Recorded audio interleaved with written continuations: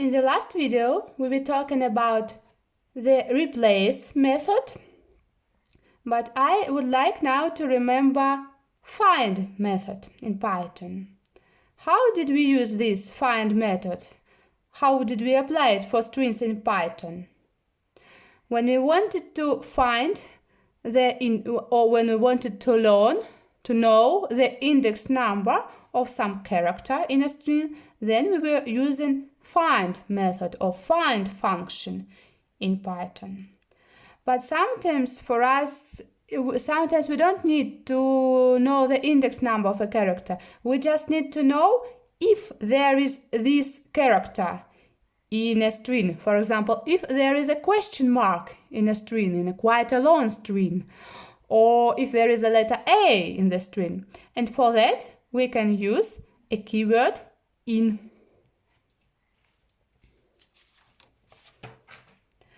This keyword is not new for us. We have already seen this word in a previous course, in the course number 1.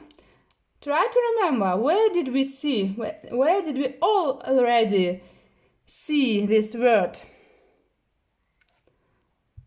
I remind you, for x in 1, 2, 3, then colon mark and something here. So what's that? This is the beginning of a for loop, and there we were using in operator.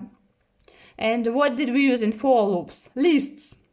But we can also use this in, keyword in, for strings in Python.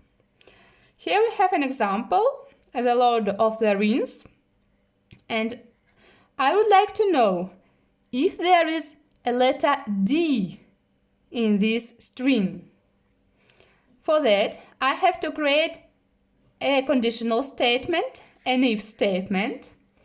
If D in n is the name of our variable, string variable, can we say, then print bingo. So what happened? If statement in this case, this is a logical statement, a conditional statement, and this is like a question. Is there a letter D in this string? If yes, print bingo. And in here is a logical operator that we put before our variable n. So let's run this code, and our output is bingo. Of course, there is a letter D in this string. So we can look for any character, for example, question mark or some comma or letter or even space. Or we can look for a substring or a piece of string, some word or several words. I would like to know if there is a word ring in this string. So I write if ring, not rings, ring in n. Then print bingo. And my output is bingo. Yes, there is a word ring in this string. Actually, this is rings, but a word rings contains a word ring inside. So this is true. But if I write so, if ring, here was ring with a capital R, but if I write it with a lowercase r, if ring in n, print bingo.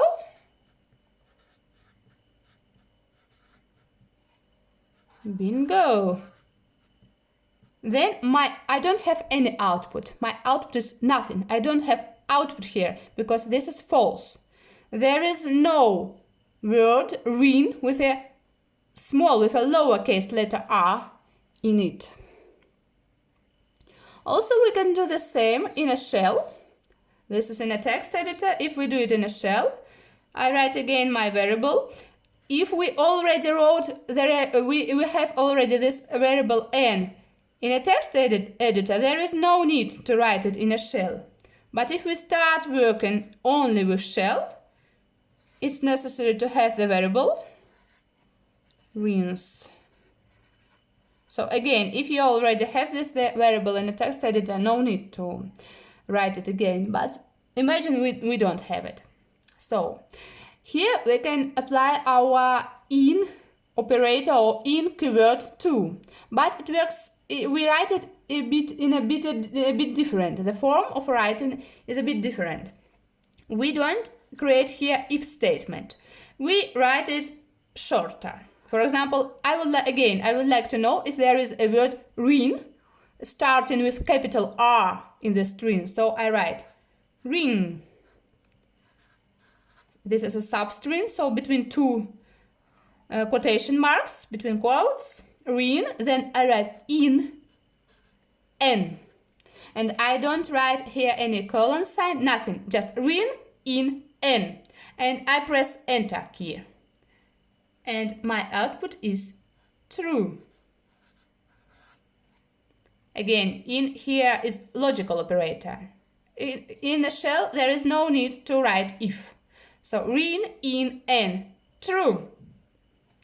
But if I write the same, but with a lowercase r, so ring, in, n, and press enter, my output is false. So these are two ways of using in keyword. You can write it inside the if statement, inside conditional statement, or without a conditional statement, but directly in a shell. Here it works a bit different. There is no if and there is no colon sign, and of course there is no print function. And now it's time to do some exercises. Please find them in the video description below.